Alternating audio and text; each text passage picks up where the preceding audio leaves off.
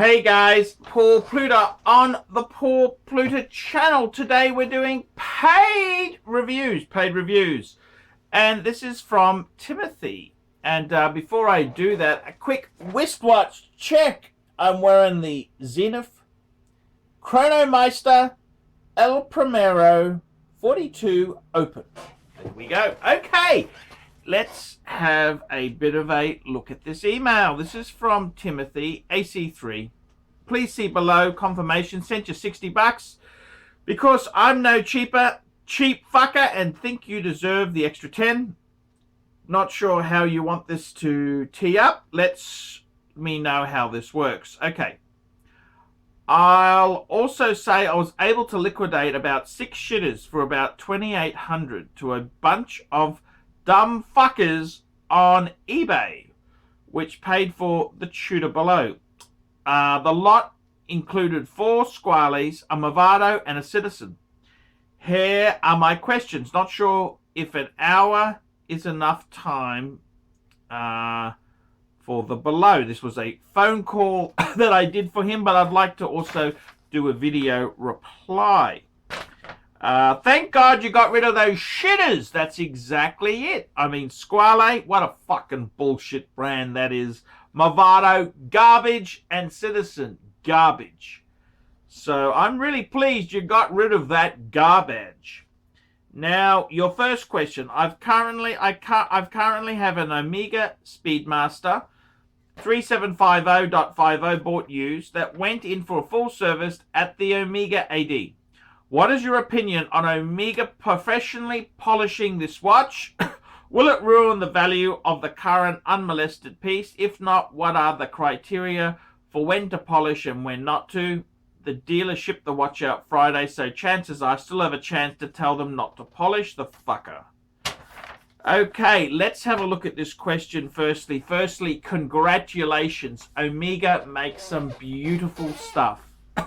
I gotta be honest with you, I'm a Speedmaster man through and through. Love it, love it, love it. What is my opinion? My opinion is if you are going to get a watch polished, you want to get it done as lightly and as simply as possible. Now, the interesting thing is when manufacturers polish a piece, they don't quite do it like a normal person does. See, what happens is a lot of the time they have a special die. I mean, a jig they place the case into, and they can very, very carefully polish the surfaces in a special way. So my honest opinion is when you send something back and they say, oh, do you want us to polish it? It's not the end of the world. What the worst thing is, you've got some fuckwit with a polishing wheel who decides to polish your watch, and he takes the corners out. He takes the shape out. That's what you'd call a very bad polish. So often when you polish these things, I know this is the case with Audemars Piguet and many of the high-end brands, they've got a special die. When I say a die, it means a special block they can put it into to polish it absolutely perfectly. They never take anything off that shouldn't be removed. So I don't really think the dealer polishing, sorry, the manufacturer, not the dealer, the manufacturer polishing it is a terrible thing. I don't think it's terrible. I mean, I don't really believe in over polishing. It depends on the condition of the piece. Recently, I sent my Patek Philippe into Hong Kong. I went to the Patek Service Center in Hong Kong. And I took it in and I asked them for an estimate. And they said to me, they looked at the watchmaker looked at it, they gave me a quote, and they said, look, we would really recommend in your case not to polish. They said, this is as nice as it gets. They said, just leave it, do not polish it, which I'm guided by their opinion. If they felt it needed it, I would probably listen. But I'm also more than happy to keep it like it is there. So it really does. I don't think if you're going to get it polished by the manufacturer, that's probably the least damaging polish you can get, because they've got that block dye, which they often use to get the polish perfect. I know Rolex does polishing that is fucking amazing. Let me just say that to you. So I wouldn't be too concerned about that. Your second question is, I also have a Tudor that I bought used in very good condition. I also have a Tudor that I bought used in very good condition. A minor scratch or two that are hardly noticeable, but kind of what the character scratches, but kind of want the character scratches to come from me. Similar line of questioning compared to number one. Look, my honest opinion is, when you buy something used, I like it to, be honest. Sometimes if it's too perfect, that worries me. I actually got, let me show you this. Okay, so this is my Zenith El Primero, and I don't know if you can see just here on the lugs, there's an just so minor little scratch there. You can see the light just getting trapped in that crevice. So there's a very smidgen of a scratch there. Now, my opinion is, would I polish that out? And the answer is no. I don't think you need to unnecessarily polish it out. If this watch here, I mean, you could almost take it out with a Cape Cod cloth. But I just think, hey, nothing wrong with that at all. I mean, I'm very careful on my watches, and it did have that very slight imperfection there. Would I get it polished out? No. I think, hey, you've just got to accept that. That's quite, I mean, the watch is in such beautiful condition. I would not polish that out. Just leave it as it is. Don't unnecessarily. If you're sending it in for a service and they say, hey, would you like us to polish it? Sure, that's a different story. But if you've just bought this Tudor, and who's going to polish it out? You're going to get Tudor to do it, or you're going to get some fuckwit with a polishing wheel? So just, that's the key ingredient there. Similar line of questioning compared to number one. So I'd probably leave that one. The Omega, you're sending it in, I'd probably get that polished. The Tudor, no, I wouldn't deliberately send it in if the scratches are very minor. Question 3. So I've got 2 pieces in the collection, very nice right now. The Speedy and the Tudor. The Tudor 79220N, which is a very, very, very nice Tudor indeed there. Tudor, I'll just double check. Let me double check that reference number. So you can't say I don't.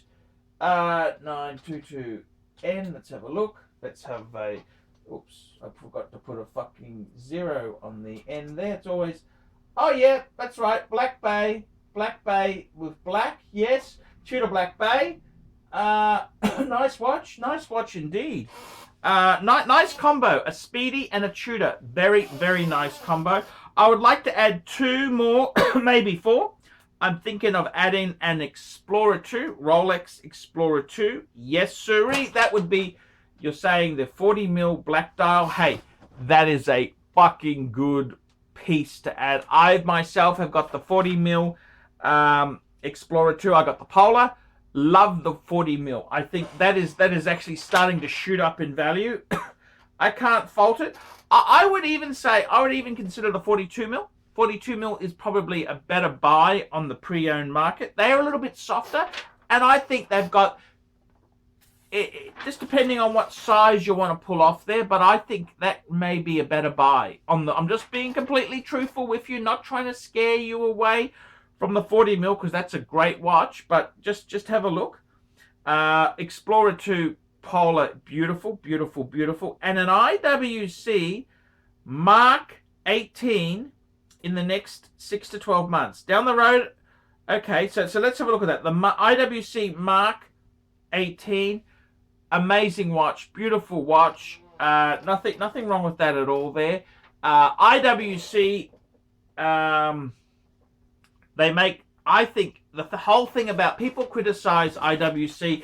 They say, some of the models just use a ETA, or they've now gone to Solita because ETA is not supplying members. I got to be completely honest with you. The IWC is more about the finishing, the movement design. Sorry, the case design, the dial, more so than the movement itself. So I don't have a problem. I think I would try and get that IWC on the pre-owned market. Some of the IWCs do fall a bit. IWC is a bit of a soft brand, but lovely watches. I can't criticize that. Down the road, I was thinking of adding a Breitling 806. Yep, vintage. That's a nice piece. Can't criticize that Breitling. And a Rolex Submariner 5513 1983 for my birth year. Thoughts on this? Well, Timothy, the only problem is 5513s, man, fucking expensive. That's the only thing I can sort of say there. They are going up in price. And look, a birth year watch, what do I think of I think a birth year watch is very cool. I don't know if you really have to have the exact year you were born. I was born in 72. I mean, I'd love a birth year Audemars Piguet Royal Oak, but they are mega money. 72, you know, the Submariners from that era, or GMTs, fucking expensive, Archie. Yes, bit expensive. You could get a Datejust 1601, nice 1601. Yeah, that's kind of okay there. You could certainly do that. I think sometimes, you know, birth year, sometimes you're better off to get a modern incarnation. 1983 is not too long ago. I remember 1983. I was in grade 6, fuckers. I was in grade 6. There you go. 5513. That's a lovely watch there. Yes, I would just say to you, buying any vintage sport, it's a little bit fraught with danger. Make sure you'd want to try and get a non-service dial. You want a factory original dial. The dial is very important in sports watches. But a good choice. And if you can't get a 5513, maybe a nice Datejust from that period would be okay. That'd be a much more cost-effective solution. But good luck with the pursuits. A nice collection. You're adding to the collection slowly and nicely. I think that is the way to do things. You add slow, you add nicely, add pieces to it, add consistency. Can't go wrong with that. I'm Archie Luxury. This is the Paul Pluta channel doing paid reviews. Tell me what you fuckers think of that. Don't forget, guys, put a few nasty comments down below for Tim. They always get a kick out of nasty comments. Okay, fuckers, tell me what you think of that. Guys, it's really dishonest to jump into bed with garbage. It's really dishonest. It's really dishonest. I mean, I've been approached hundreds of times by shitter brands. I said no. No shitters. No shitters. So just remember that when you're picking your YouTube gurus, don't always go for the one who everything's wonderful, everything's great, because it ain't the case. It ain't all fucking wonderful. I'm only signing it because it costs nothing.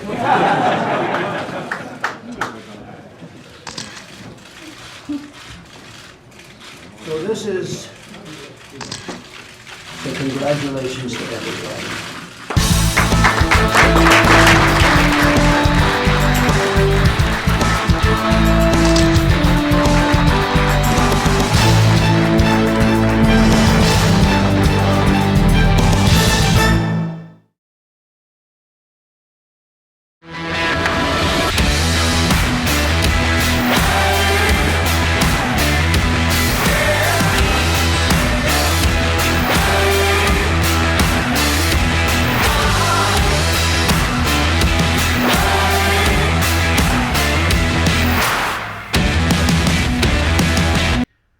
Oh, and don't forget, fuckaroonies, like, subscribe, and tell your fuckhead friends.